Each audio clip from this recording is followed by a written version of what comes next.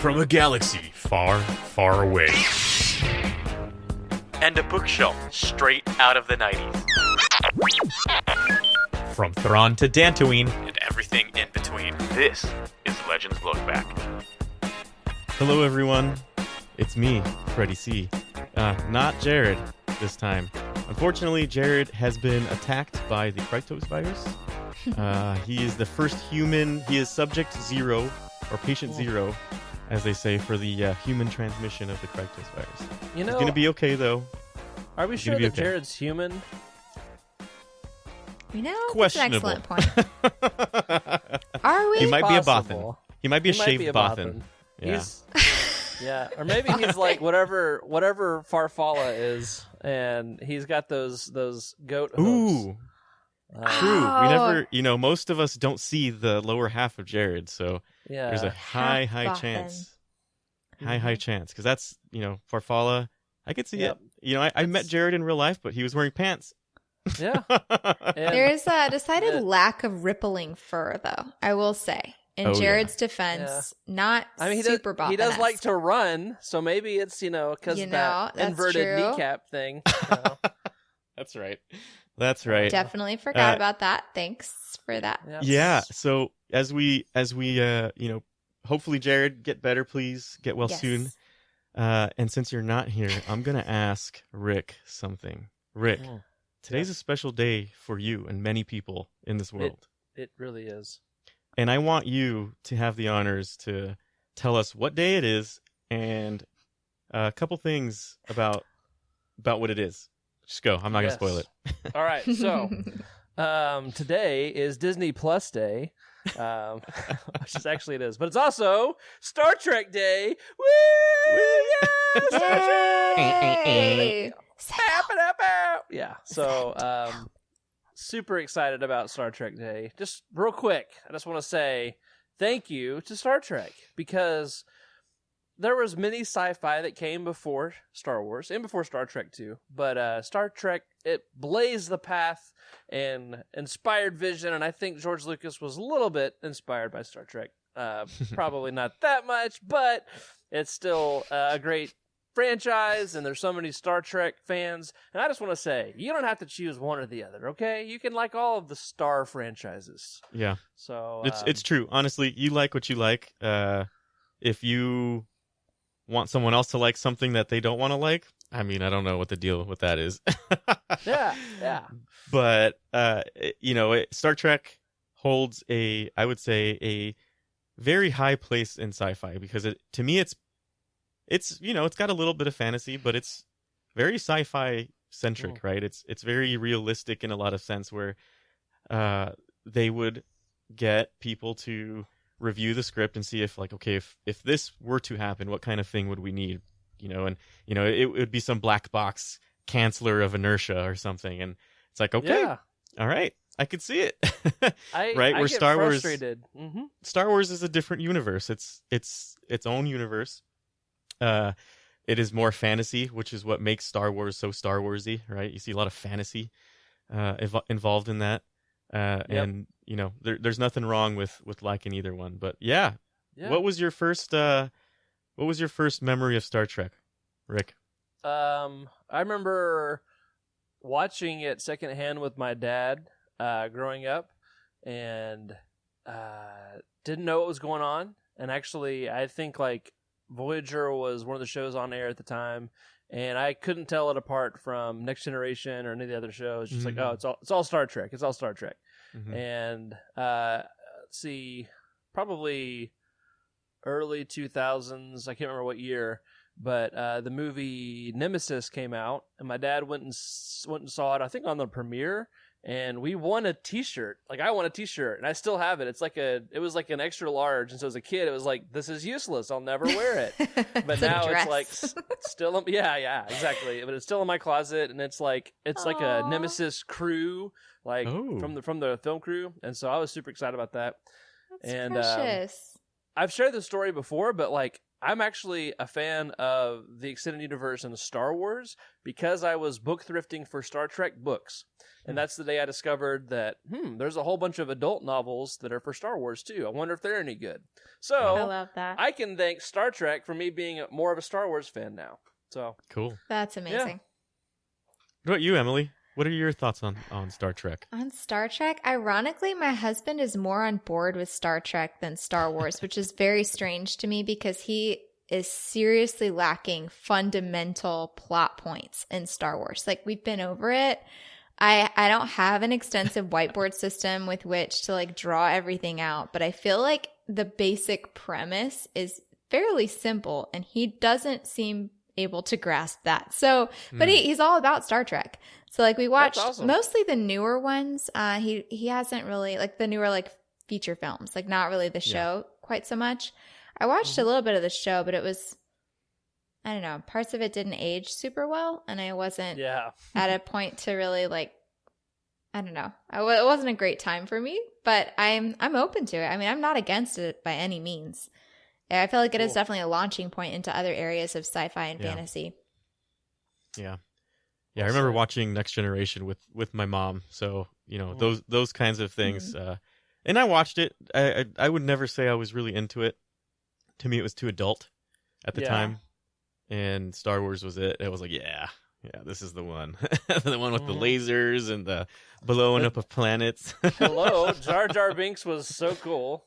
So cool. Seriously, Jar Jar. though, as a 8 or 9 year old or 7, however old I was when it came out, I love Jar Jar Binks. So as a kid, 100% Star Wars. I got into Star Trek when I was in college, and now that I'm an adult, it's full circle. And people try to like shame me, and it's like, oh, people you're a being nerd, Jared. and I'm like, we can name not him. people. No, not Jared, but just like people like at church or I know like my neighbors, or whatever. Okay. They're like, wait, you have a Star Wars podcast? What kind of a dork are you? And I'm like, hold up. I don't go to football games or whatever and be like, look at all those lame jocks or whatever. So you can I thought you liked wanna soccer. Like. Yeah, exactly. So let's just be nice to people, okay? Yeah. Agreed. Yeah. So That's a great idea. Doesn't bother me. I like what I like. Star Trek, you know, it I haven't really revisited it in a while, but I still have some memories of certain characters dying, of course, and sending a message to my sister via a friend link, which was like this. I don't know if you guys know what a friend link was. It's basically like the first text messaging ever, and it was I don't even know how it worked. Radio, old school radio. Anyway, memories. that's cool. Well, with that, and in Jared's memory, hopefully the Krytos virus, he gets enough Bacta and he gets back to his health here. Let's get on with the show, shall we? Let's Indeed. do it. One more thing I want to say. I just want to say it's a great time to be a sci-fi fan because all the franchises are getting new shows. Oh yeah, Star Wars is getting new stuff. Star Trek, even Stargate, Battlestar Galactica. Well, I don't know about that. It's anyway, mainstream Babylon 5, now. Everything, yeah. So it's a and the great time to be a fantasy sci-fi fan. era or genre too, right? We've got Yeah, some Game of Thrones, House Rings of the of Dragon. Power, and a bunch of other stuff. Cool. Yeah. Okay. Now we can. Move on. We love everyone. Let's get to it. Hello, everyone, and welcome to Legends Look Back. Partly part of the see, I didn't rehearse this, guys. Sorry. Proudly part of the YOUTINI Podcast Network, a Star Wars books podcast for people who get knocked down, but they get up again. You get knocked down, they get up again, because you're never going to keep them down. Because we're here to celebrate the rich EU history as well as dive into lesser-known Star Wars classics. I'm your host, Freddie C., joined by our legendary guests. Like I said, Jared is not here at this moment. He has the Krytos virus, if you did not listen to the cold open. But with us today, we have Emily Daybeck. Hello. How are you doing today, Emily? Oh, I'm doing really well. I went out of town for Labor Day weekend last weekend, and for some reason, all of my jokes fell flat. And it was a very deeply concerning feeling. I don't know if you've experienced something where you're like, yeah, I'm pretty funny, I'm pretty fun, and then like no one laughs at your jokes. I was like, it was an existential crisis. I was like, who am I? Like, what is my purpose here? Anyway. I'm supposed to be the funny one. I know. Yeah. Oh, I've decided. I guess my job is to laugh. My role is to laugh at everybody else's jokes, especially my that's fair. husband's. I like that. Key to a good relationship: laughter. Anyway, Yes. Well, hopefully, moving on from your hopefully we have a non-funniness. jokester here though. No, we have a jokester here. Yes. And I would say if there's one person on this legendary list of co-hosts here, he is the king of dad jokes, I would say. And 100%. I would say if Emily, I know you're very dad joke centric there. It's like eating sushi for some. It's a palate thing, right? Only certain people understand. What do you think, Rick? Our other guest, how are you doing, buddy? King jokes of all time. Yes, thank you. Man, that was a whirlwind of the past 30 seconds. I went from smiling to like crying a little. Because all right, so Why? Why are you crying?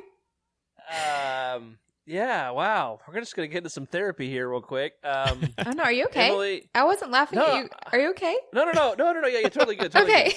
good. You were talking about the jokes not landing, and I almost like made a joke at you, but then I was like, I've been there, and that's really painful. And then it brought back a high school memory of when all my friends would like pretend to keep count of all my bad jokes, and it really hurt, guys. Oh, I'm sorry, So, Rick. Yeah. Hey, but it's okay because you guys laugh at my jokes and all that, so We it's do. all good. But that was a whirlwind. So, but thank you guys for supporting me. Did you absolutely, take man. count of all the teeth you knocked out too? No, I yeah. didn't knock out any teeth. Didn't knock out. I should have, but I've always made fun of myself, and so I kind of gave them permission. So yeah, well, that's how it goes. You're a good sport, man. Violence is not always the answer, but for the Republic, they're trying to. What are we talking about here today? We're talking about the Krytos Trap. That's right. Right. So, what do you think this book read to you guys as? Is this your first time, first of all, or is this your second time? First time for me. Okay. So And this. Go ahead, was Rick. the first for me as well. I wasn't sure if I'd read it or not, but after reading it this time, I was like, yeah, definitely the first time. So Okay. So definitely multi-reread here. It's one of my favorite series. I love X-Wing, but the difference this time around is we lived in a time of a pretty intense virus. yeah, We were all in Very quarantine. True. A majority of us were in quarantine for a while, and it was a time of old reads and getting back into Legends, which is that's kind of where Jared and I came to. It's like, okay, well, going back to the old stuff, right? Going back to the memories, the Star Trek memories, the getting made fun of your friends and knocking their teeth out memories. Come on. Who doesn't have one of those? Coming into memories of this book, for me, it reads very differently. It reads really very does. Differently. It completely changes Yes. the tone of the whole book because we basically Totally. lived a less violent virus, but for a while the same fear of misinformation and no one knew what was going on or what would help, and we were the same, the fear and the desperation I definitely identify with in a new level after COVID-19. So and in Rick, that was kind of a weird segue because I'm not quite into the main show yet, but that's the thing about comedy is it seems to be needed at a time when there's a lot of darkness and if there is a lot of darkness, it penetrates the darkness just a bit. So Emily, don't lose faith. I bet you still got it. You're probably gonna make some on the show. Yes.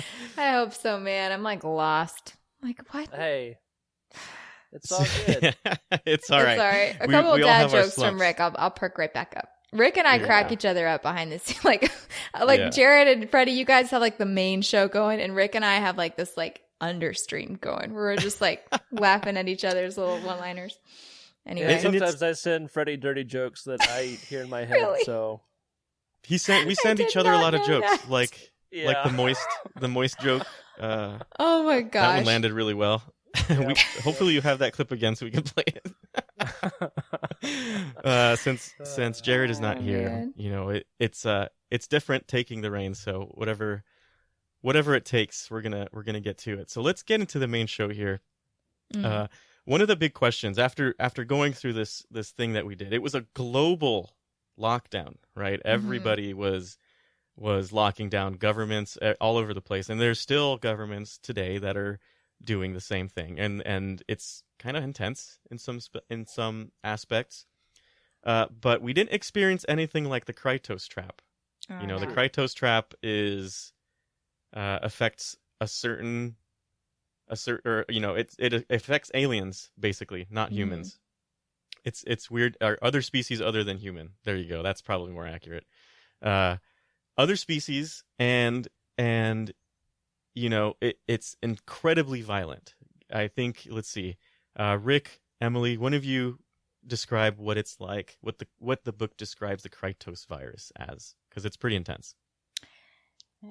Yeah, well, so it starts off with like sores, right? I think so. And then it eventually like turns you crazy with pain. I'm pretty sure it activates all of your nerve cells, like your pain receptors. And then you turn into jelly, like it liquefies you.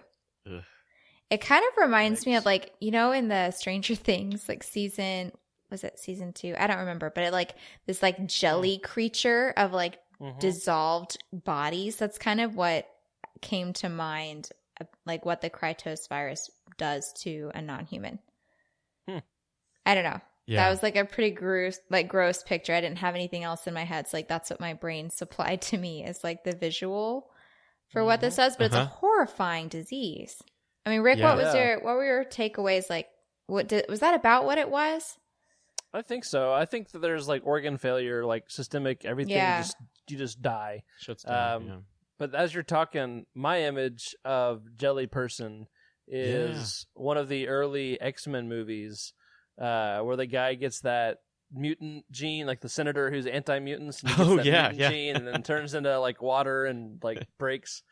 Yeah, That was terrible. That's I don't know why we're laughing. It's a horrifying disease. Yeah. Thank goodness it is fictional. Right. Yeah. Yeah. I it's think I have the definitely a same unique kind challenge. of thought there. Yeah. I had the same thought. It's kind of just like a degrading and then melting. You know, I'm thinking like a sci-fi version of just like I'm not even sure what the word is. Water gelatinizing. Gelatinizing. You know, just kind of like a blurb, and it's putrid, etc. Yeah, it's not a very nice thing, and I wonder, you know, if our virus was as bad as it was, how things would go, right? And I hope it would go the way this book went, which was, let's take it seriously. Everyone's gonna comply with the rules because it's pretty intense. But then you have a contingent, right? So why was the Krytos plot so effective? It's a big question. Okay, it was evil. Like, this is mad to unleash a virus on a population. No matter genocide. canon, genocide, exactly. Whether even canon or legends, both have had genocidal post-emperor empire stories, and that's probably pretty accurate. If there was a super powerful maniacal empire who had magical powers, who, if he couldn't have power, nobody could, kind of thought, you know, burn it down. So it's a, I guess, realistic, thought process, but it's pretty effective. Like I've said before, this book and this kind of story arc kind of threw me for a loop, because I expect these books to be about X-Wing pilots in the cockpit blowing stuff up.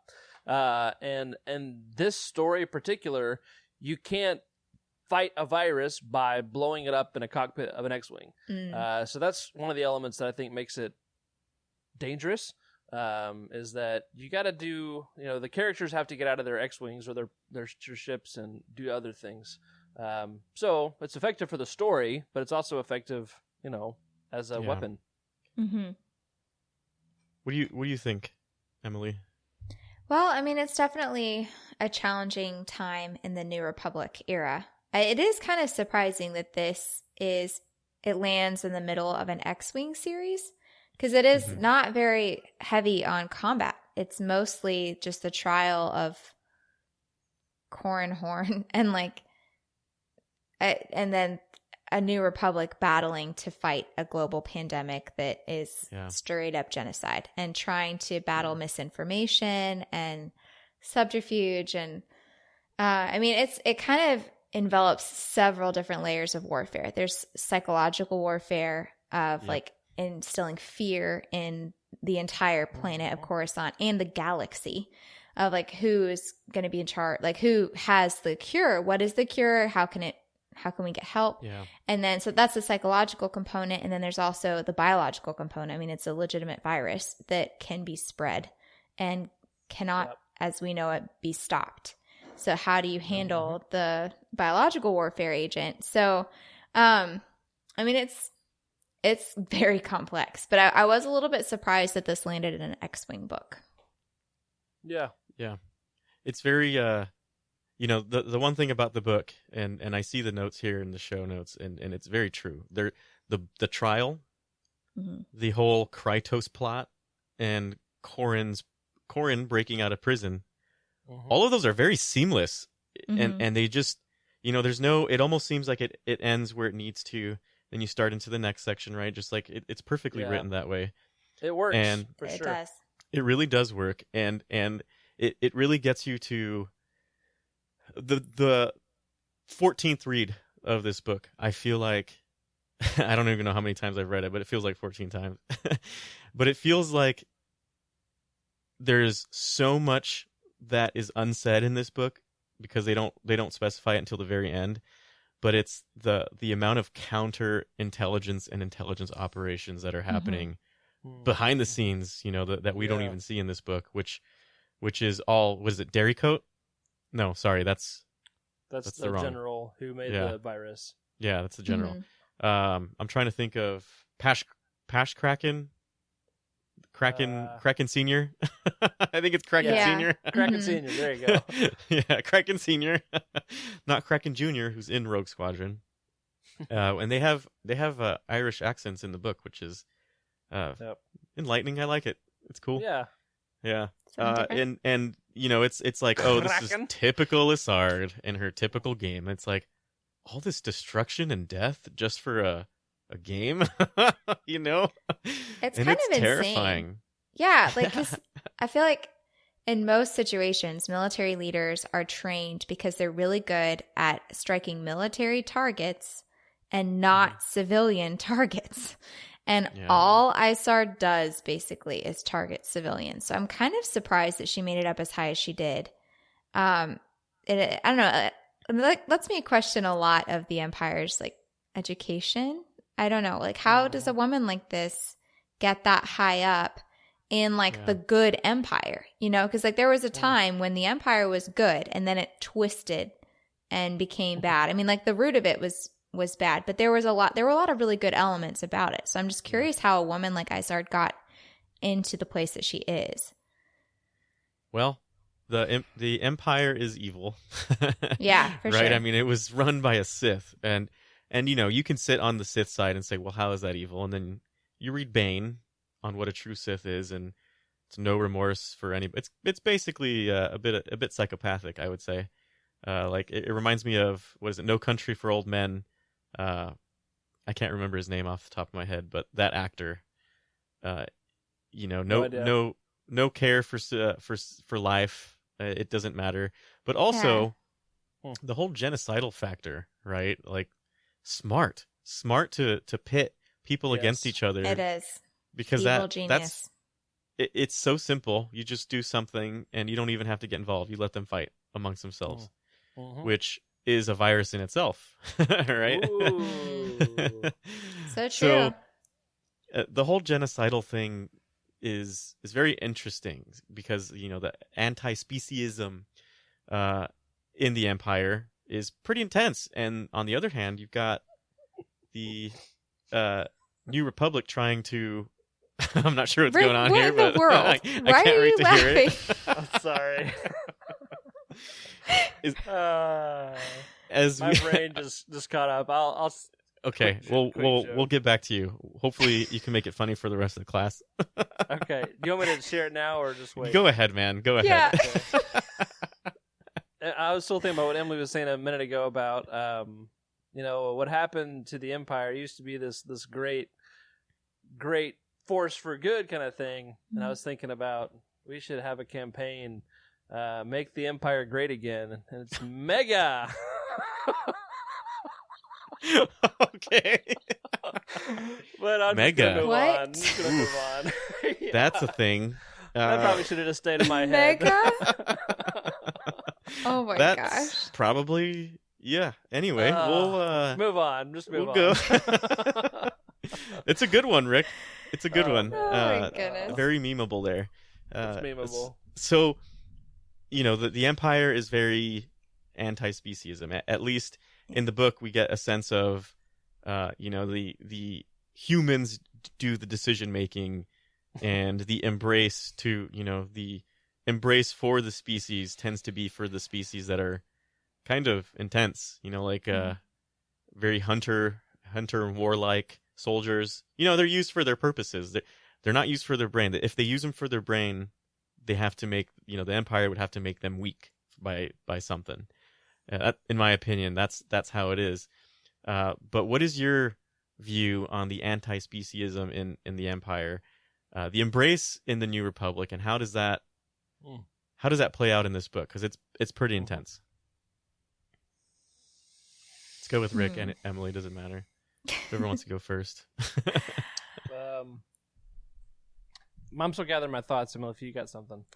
Yeah, I mean it's definitely interesting. So you have the Empire is definitely anti non-human species. So they're very pro-human, mainly because of the Emperor's prejudice, right? And the New Republic kind of got a lot of fighters and a lot of soldiers from non-humans. So that was it's a very interesting tactic that ISARD specifically targeted non-humans because that was the New Republic, basically. Like humans are the privileged in the Empire for the most part. And so it is interesting. I wonder why ISARD targeted the non-humans. I know that she thinks like several layers deep. So what are all of the reasons you think that she targeted specifically non-humans? Well, I think one is look at the council itself, right? There's some Mon Calamarians, Bothans, who are not affected, I think. I think they're also being, I think the Bothans play the gray line of they probably got fingers in every pie, and the Empire is one of them.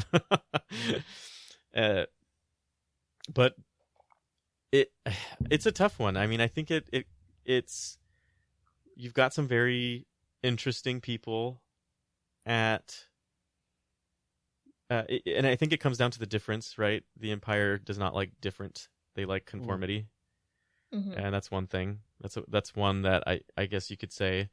But then also the second part, which is going back to the council, you do have some people, and they're spraying back to mist inside of the council chamber or wherever they're adjourning or wherever they hang out.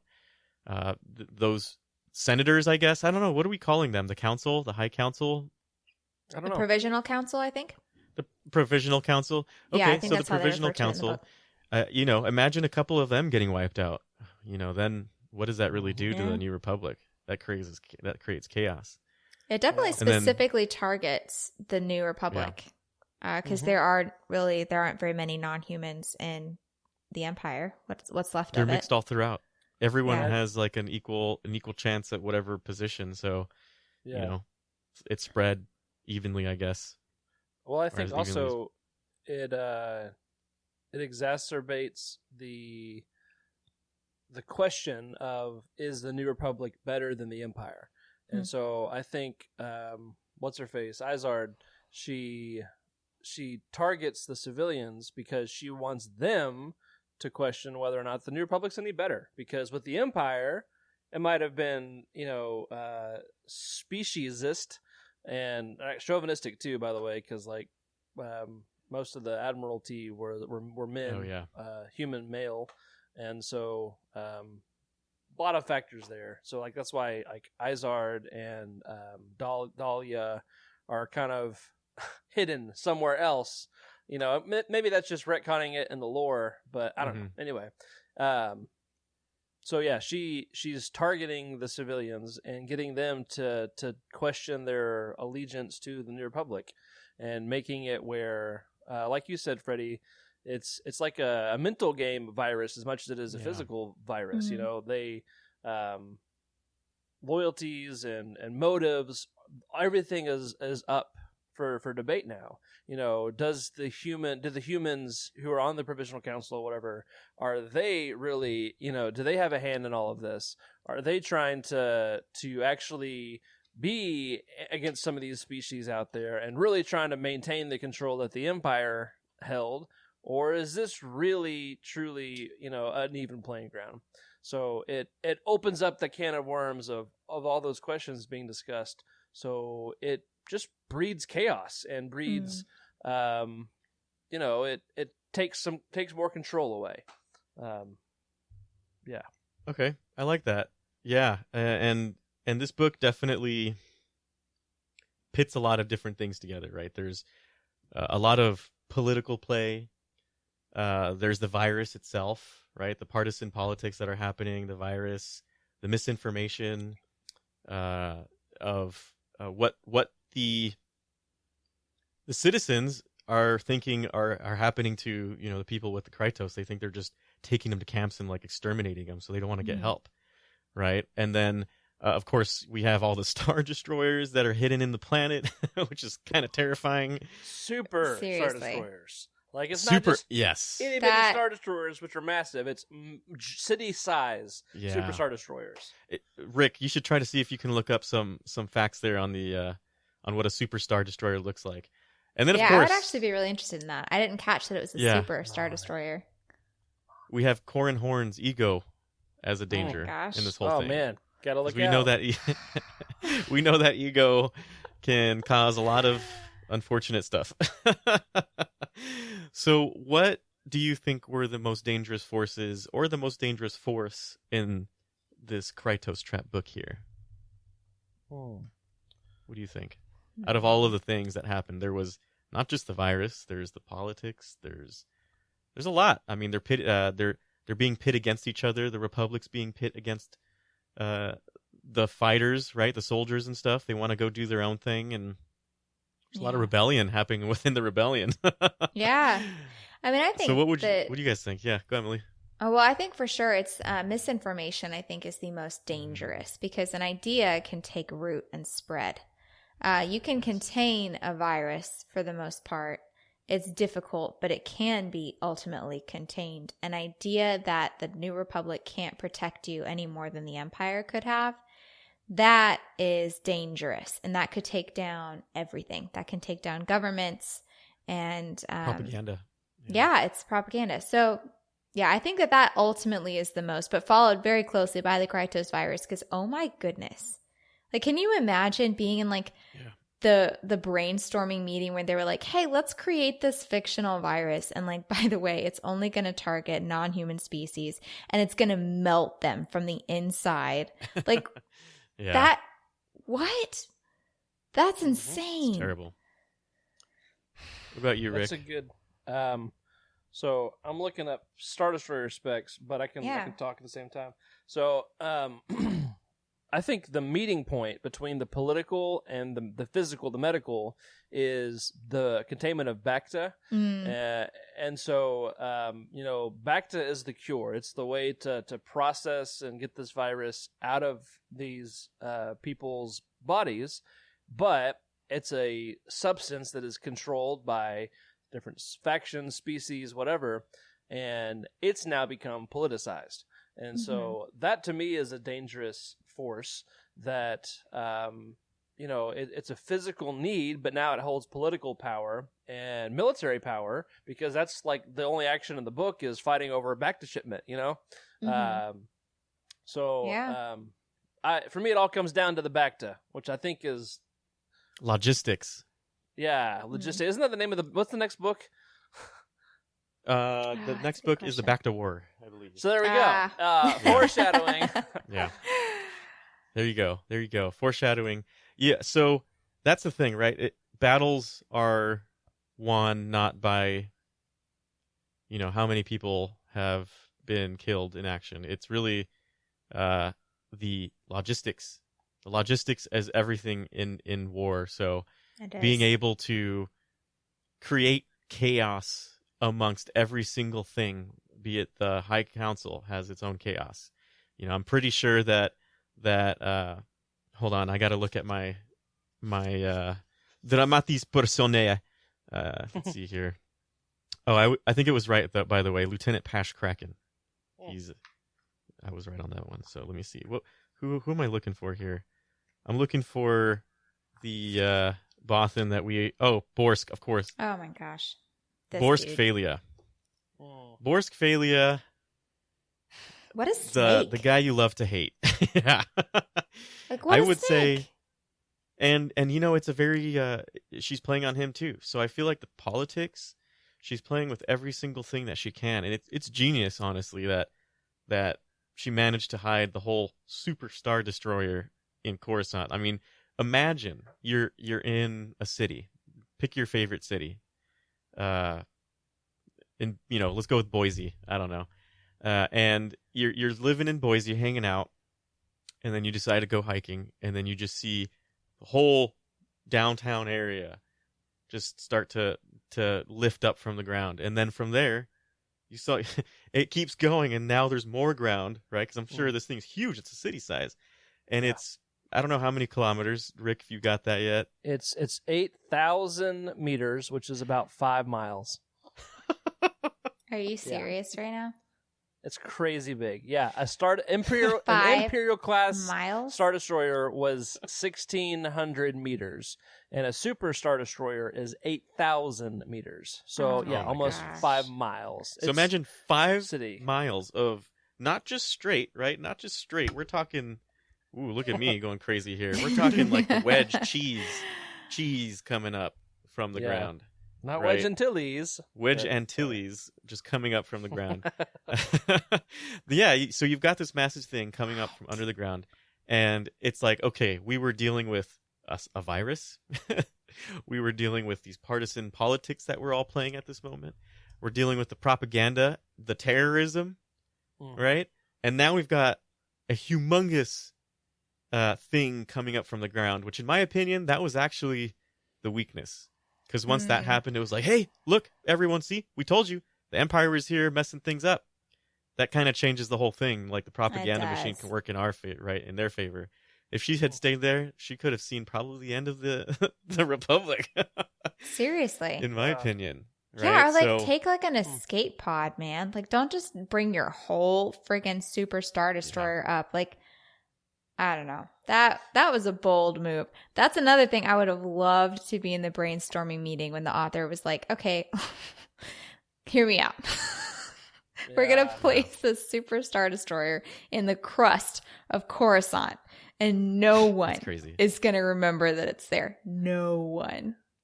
What? Yeah, I mean, it was cool. I can't remember, what book is it where was it 3PO and the Solo children are like on the base level of Coruscant, and like the machines are like rebuilding the city around them. Yeah. You know? Was that Heir to the Empire or that trilogy? Oh my goodness, I don't know so. why I'm blanking on that. It's Anyway, we've definitely reviewed that, right? Okay. I even made a joke today to Steven. Steven, if you're listening, Steven Jedi Smith. Academy. Jedi- Okay, thank you. Jedi Jared Academy. Like there you go. Here in Thank the you, chat. Jared. He's here for Yeah. us. Jared and Skooma got us here. Yeah. Yeah. We're C-3PO. He's the nanny. Doesn't want to be, but he is. Right. Yep. That's right. Yeah. But my point in bringing that up is, the city, it changes all the time. And so I can see how it's possible that people just forget that there's a Super Star Destroyer there. Anything is And- possible with logistics. That's right, man. That'll preach. Logistics. Says the engineer.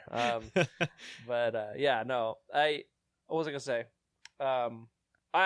Emily, you mentioned it'd be fun to be part of the conversation. That's like, what can we put in this book? And they're like, Super Star Destroyer, but it's in the planet. Like, that's cool. That's But And so there's a cool. virus. And there's a virus. I love how well they thought through like the physics of having a Star Destroyer in the planet. Like, they had the cradle that they had to build to lift it out of orbit because it's such a massive ship. It was never designed to be in a planet's atmosphere. And so they thought through, okay, how are we going to lift it out? And then the whole gravity thing about how the ship is so large, it generates its own like gravitation. That was good. You know, that's what I'm here for in sci-fi. That's legit. Yeah, all those little details. And how did Sounds cool. Corran Horn figure that out in like a couple days or like a week? So that's a like good it was question. not long. Yeah, that's a good question. When did you start to figure out that it was a Super Star Destroyer? Because that's you know, I didn't know until it came out, and I was like, oh Same. man. Same. I was like, man, we just really didn't know about that at all. Like, no. What was the okay. I think it was in the Crimson Empire comics. We spoiler for at some point, I don't know when, but at some point the New Republic captures the Lusankya, and in the Crimson Empire comic, I think the recaptured Lusankya appears, and so it mentions real quick in the comic that, yeah, this Super Star Destroyer used to belong to Izard and the Empire, but now it's ours, blah, blah, blah, blah, and has a big New Republic crest on it. And so, in my mind, I've been hanging on to that because I knew that Izard and the Lusankya was this terrifying Super Star Destroyer. And so, I knew that it was a Super Star Destroyer that he was on the whole time. Look at you. But I totally forgot that it was on Coruscant. And Okay. So I was like, what planet are they in? I don't know, Corran. You better figure this out because I don't know. And then it's like, what? You're on Coruscant? And like, you That can hear was my brain pretty blowing up. crazy. So, yeah, it was Yeah, cool. he just like pops over like it's nothing, just walks. He literally walks Yeah. from the Star Destroyer to the courtroom. Like, I was like, how is he going to make it in time? They're going to kill Tycho. You Yeah. know? I know the Well, timing. Fun fact about the Lusankya. It's named after the Lubyanka, which is an infamous KGB prison in Russia. Really? Yeah. I mean, there were I did signs. not know that. Yeah. Yeah, there were. There's very That's few true. examples of like straight up cruelty in this world that haven't come from Russia. Anyway, Knock, yeah. knock. Knock, knock. Who's there? Who's there? KGB. KGB. who? We will ask the questions. You can use that one next time at one of your jokes, Emily. See if it works. Apparently that's what I've been yourself missing. Knock knock jokes. No, but so I loved the part of Lusankya where like there's a line that tells like it helps the guards to know where down is. Like that is so brilliant. Yes, Yeah. that too. Yeah. I remember like I was like that blew my mind. And you know what, Skooma Joe in the chat, and I remember this. I actually recall this. It's when Wedge, I believe it's when Wedge becomes a general, he actually gets the Lusankya as his commanding ship. Yeah. Okay. It's pretty cool. That is exciting. I didn't know The any gift of his that. enemy. Yeah. So this was I'm gonna put- very surprising for me. Yeah. I should have known from Crimson Empire, but I kind of zone out on ships. I don't pay as close attention to them. I know, which is why I love talking to you guys because you love ships. It's like Oh yeah. the beauty of Star Wars. Is there something for everybody? I would say, you know how there are fans of airplanes, right? They just love airplanes. Mhm. I would say those are the exact same people that love the ships of of Star Wars. Like me, I love airplanes. Rick loves airplanes. Yeah. Carl, Andrew Bell loves airplanes, and we all love X-wing fighters, TIE interceptors, Lusankya. We love the Lusankya.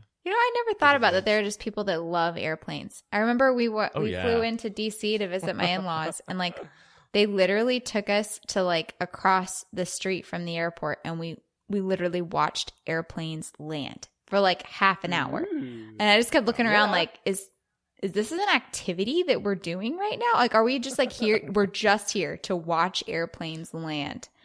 Because like I just view it as like, okay, yeah, so that's a vehicle that takes me cool places. And that's kind of how I read the books too, is I like kind of skim over so like funny. the vehicle stuff. I'm like, okay, yeah, whatever. Yeah. Get me to the people. The people are the They interesting part to are- me. Listen, the ships are characters too. Okay, They are. But I mean, but clearly- I respect your opinion. This ship Yes. is insane. I'm gonna have to start paying closer attention, man. So we've Crazy. got okay, Borsk Phalia. All Oh my right. gosh. I just talked about Borsk. He's despicable. Can we all Mhm. can we all agree to that? Despicable. Why is he so despicable? What does he do? Because he does a lot, and it's very crooked. It's very what would you say? There's a lot of self-righteousness in him. Mhm. Emily, go ahead. You're good at analyzing characters. Well, he's the tough one. So he has it out for Akbar, which is bizarre to me that like that's specifically the guy that he's gunning for. But he's got all sorts of things lined up to make Akbar fail.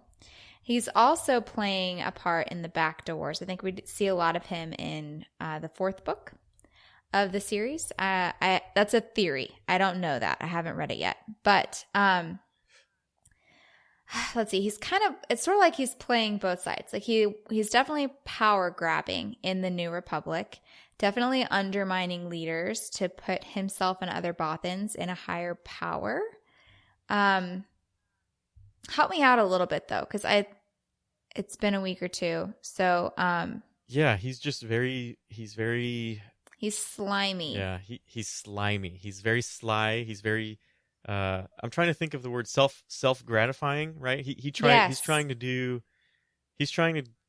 stuff for him and his people without really I would say he would work on the Imperial side, and I feel like he's on the Republic because he knows they're going to win. Yes, well that's the thing is they've got hands in both sides, and so it's like That's a good it's way. sort of like they kind of shift with whoever happens to be in power. Well, and Yeah. they would never let him have leadership because they were so Mhm. anti-specious that wasn't even an option. And so this is his only True. chance for power now. But yeah, maybe his motivations are off. Yeah, Mhm. definitely. And what is it? He tries to turn one of the Rogue Squadron pilots. What is her name again? It's not a Reese, but it's like another one that has a Y and an S in it. Let's get back in here. Let's go look. The one in that's our dating book. Gavin. Nope, that's not. Yeah, the one that's dating Gavin. That is Asir Salar. That's Seer. it. A seer. Asir. Yes. So he like has a secret meeting with her that tries to get her to turn on the rest of Rogue Squadron, basically. And she doesn't in the end, which is super noble and a little unexpected for her character, I have to say. I'm a little bit surprised that she stuck with Rogue Squadron.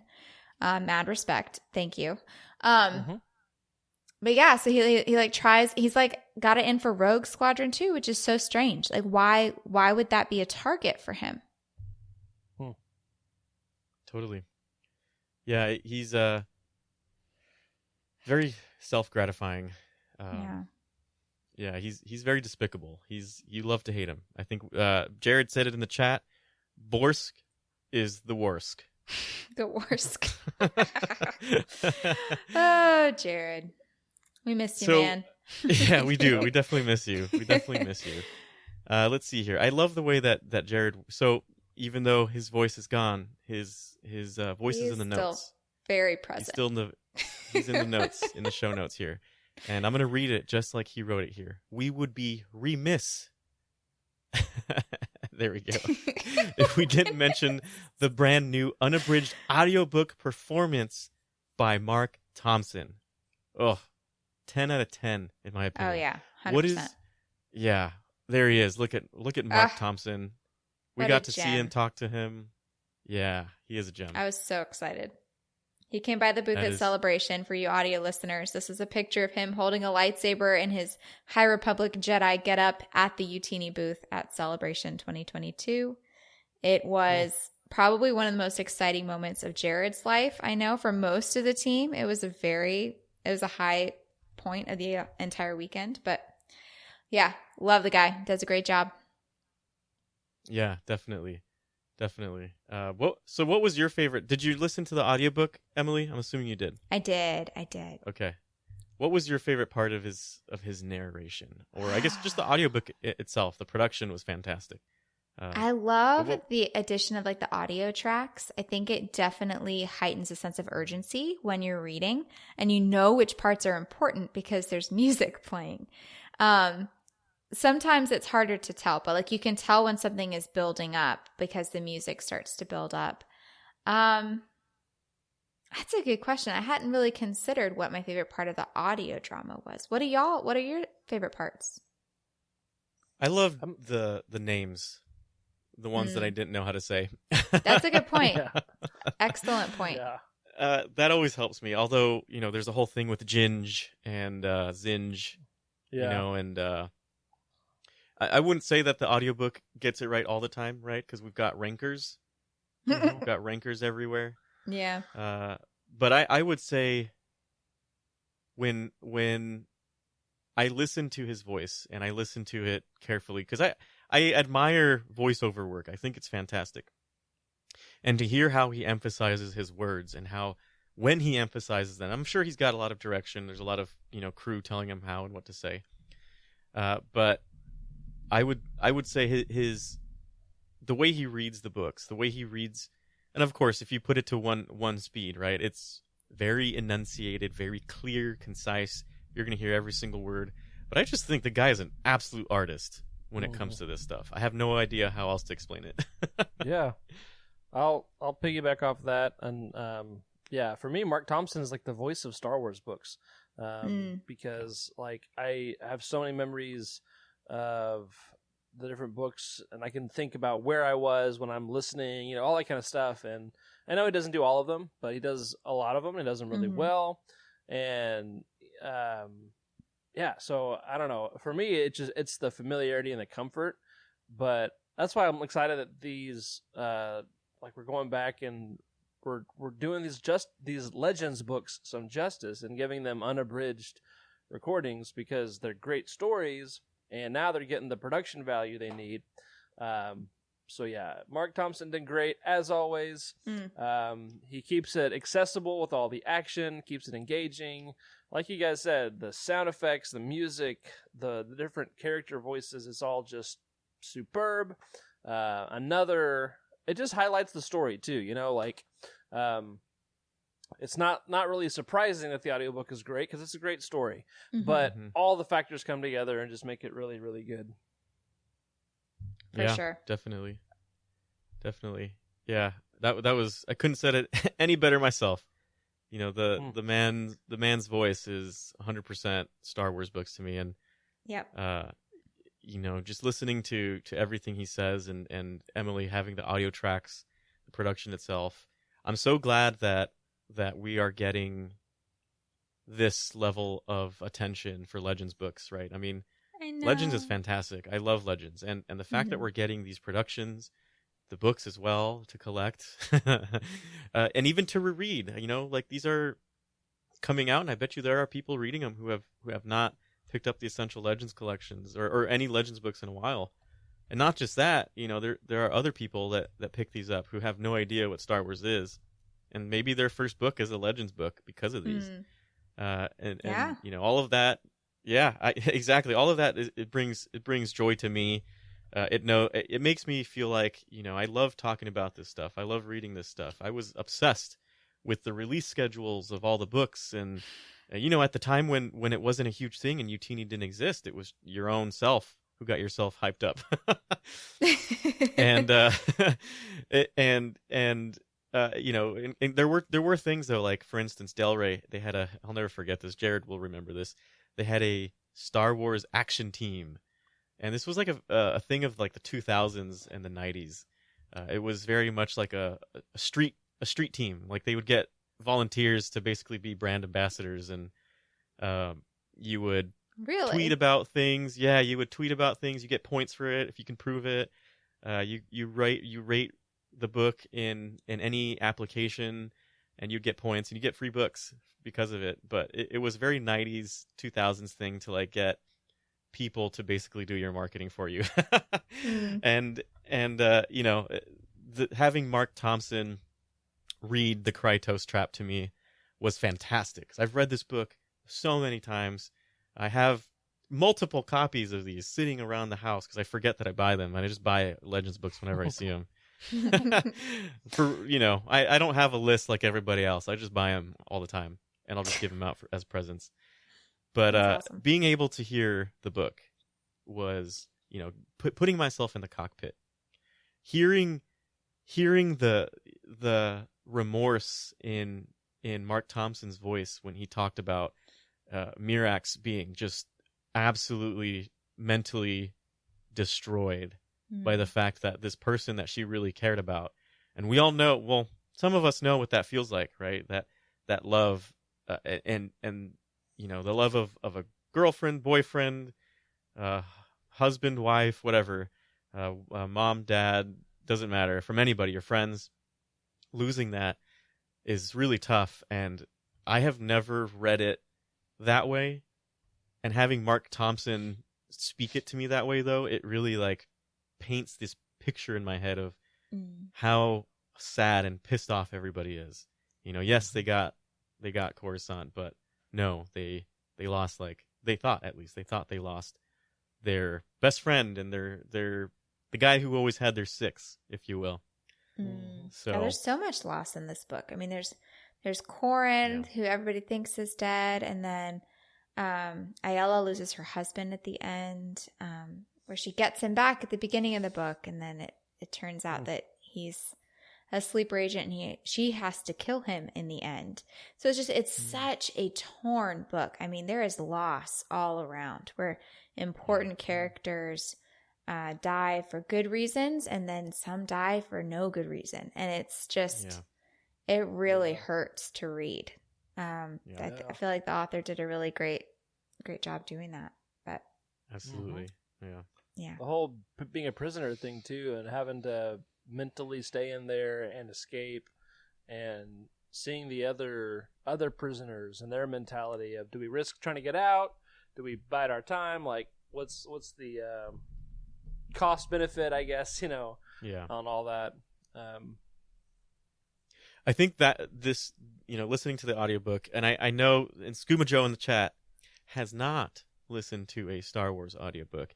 I don't Scuba, even know what I that recommend I recommend you take a listen to a book that you've read many times. Start with Rogue Squadron. Man, it's beautiful, all of them. You know, this one is fantastic as well. You know, another part in the book, for example, is you know, let's go back to what you just talked about, being in prison, Rick. You know, like the person in prison who's been there for, how long was he there for? 20 years, Jan?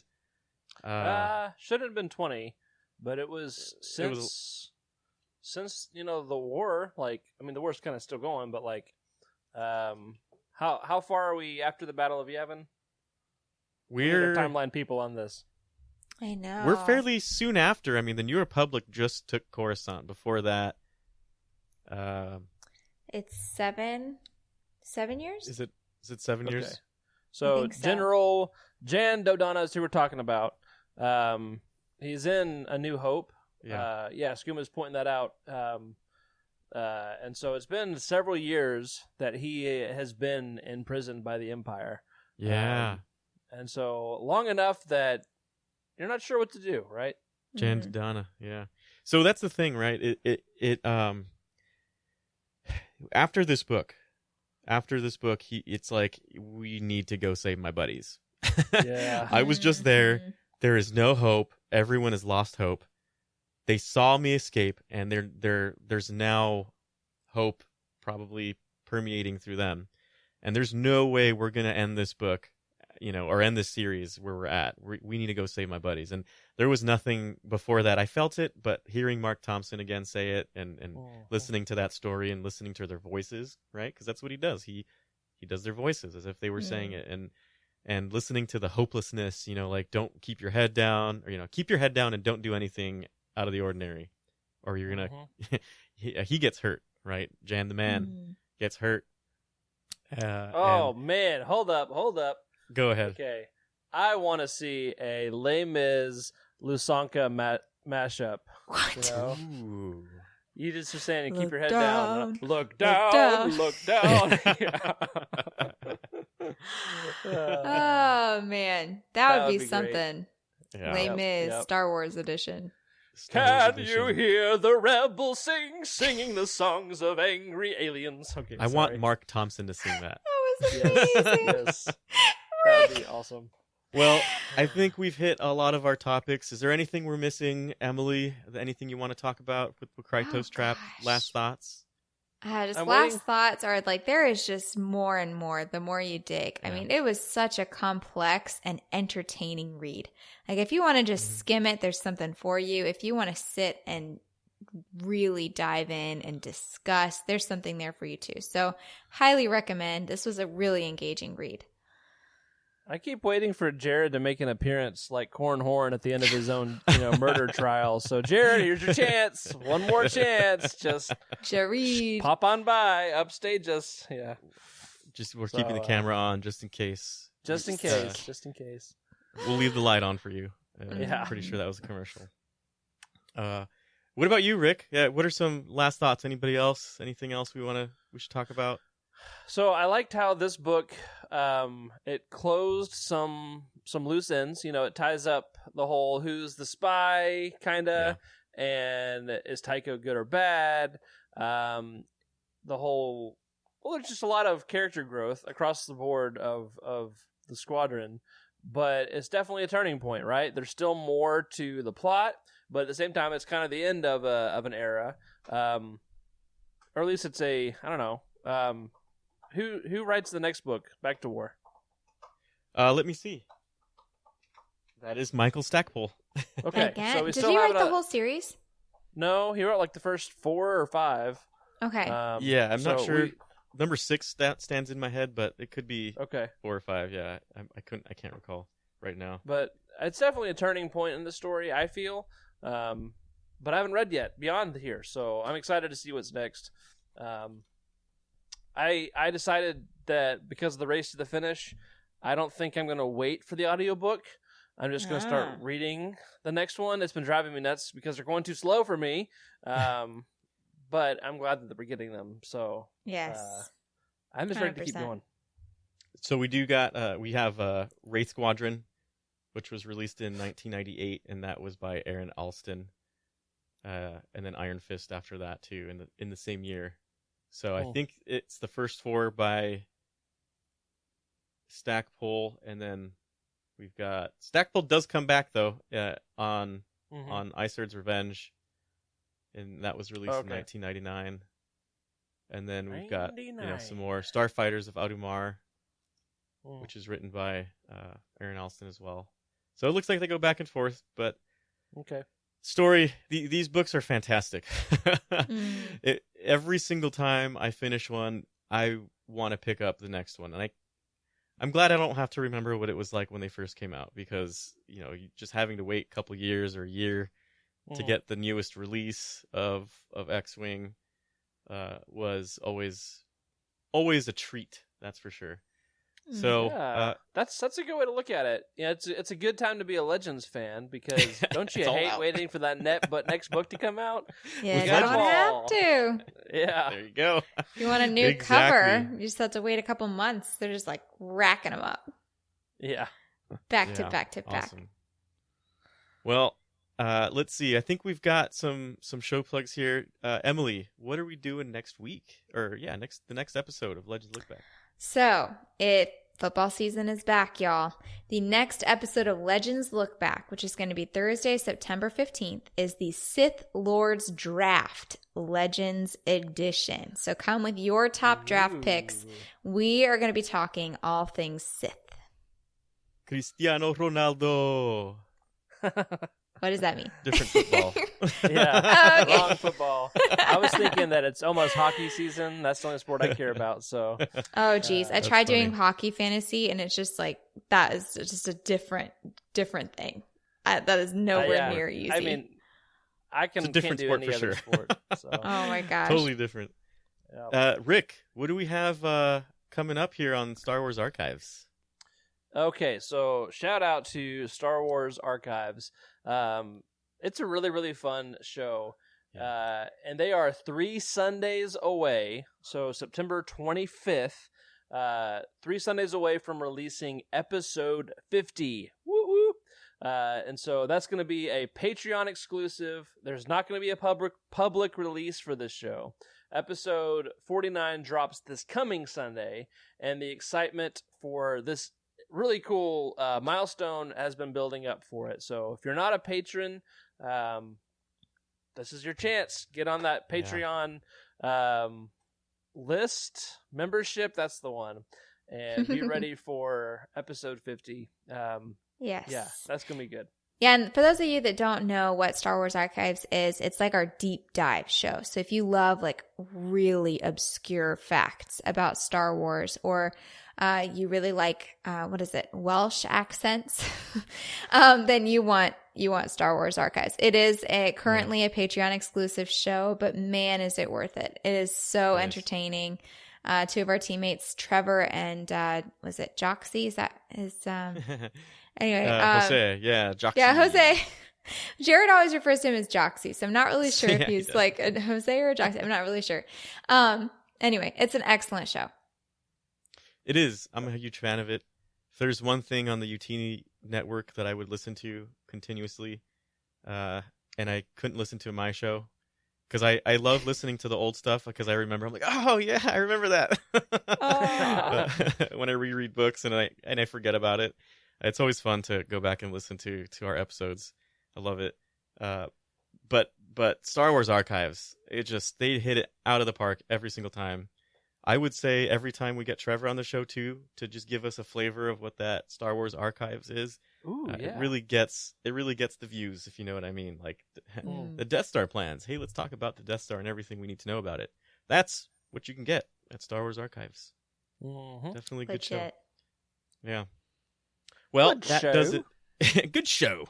Rest in peace, by the way, the Queen of England. Yes. But yeah, that does it this week. Thanks for joining us on Legends Look Back. Thanks to our incredible patrons for your support. We love making this show, and we are glad you're along for the ride. And a special thanks to our Jedi High Council, Brian Dooley, Earl Q, Robert Thomas, Patrick Ortiz, and Carl Sander. And we've got the Alliance High Command, Elizabeth Cloutier, and Sally and Chris Eilerson. Remember to sub to the channel and leave us a review in your podcast platform of choice. We want your thoughts right on the show. You can always contact us. You can find our information in the description. We're on Twitter at Legends Look Back. If you're looking to buy some of these books and want help support the show, look up your book on YOUTINI and click the Amazon link and hit that thing. Go buy it. We all profit from it. We get to make some cool content. We don't have to spend all of our own money anymore. and of course, you can always find me at Wake Up Freddy, and Emily At Darth Daybeck. and Rick. At Rick_Grace. And I'm pretty sure Jared is at Jared Q Mays or at Salacious Crumb, one of the two. And remember to keep to the YOUTINI fan code and be a force for positivity in the fandom. May the force be with you. Like a doo-dah cha-cha. This is a YOUTINI broadcast.